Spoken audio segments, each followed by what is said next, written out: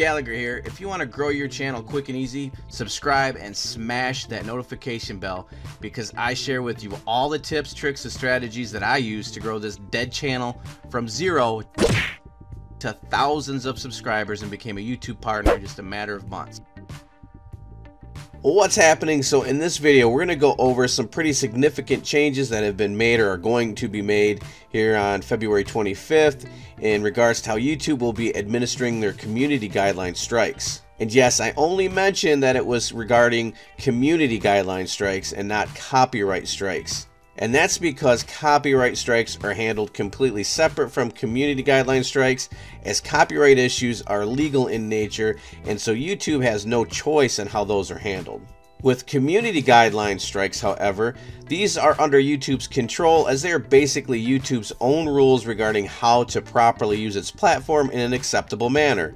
That is, not to create content that exploits children, that is pornographic, that incites violence, and so on. So what exactly has changed then? Well, how the strikes are given out has changed, and the penalties have changed. And in my mind, in my opinion, I think most of you will agree that the changes are going to be for the better. So currently, or before these changes are implemented, what will happen is, if your content has been viewed as violating YouTube's community guidelines, you will currently receive an immediate strike that would remain on your channel for 90 days. And during that time, you will not be allowed to live stream.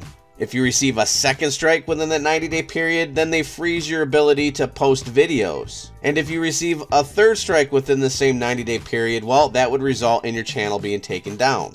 And when you do receive these strikes currently, the explanation is very vague, to the point where it is difficult to even determine what you did wrong.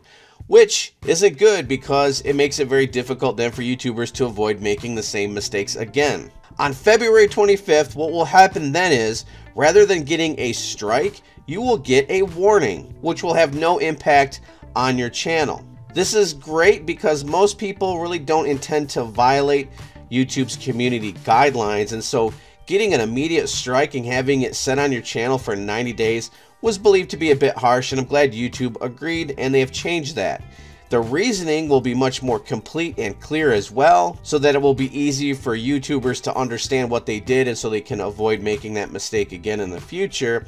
Now after that, if you have another issue with your content, at that point you will get a strike. So first you'll get a warning, and then if you do the same thing or a similar thing or another community guidelines issue, if you have another issue again, at that point you will get a strike. With that strike, there will be a penalty. So rather than not being able to live stream, instead your channel will have a 1-week posting freeze. So you won't be able to post anything for a week. If you get a second strike within that same 90-day window, then you won't be able to post anything for 2 weeks. Now, if you're still a knucklehead and you get a third strike within that 90-day period, your channel will likely be terminated. And when YouTube says post, they're freezing your posting ability, they're referring to your ability to upload a video. You can still post comments, but you won't be able to upload any videos or post any live streams. Now, going into February 25th, if you already have an existing strike on your channel, that strike will remain there for the normal 90 days.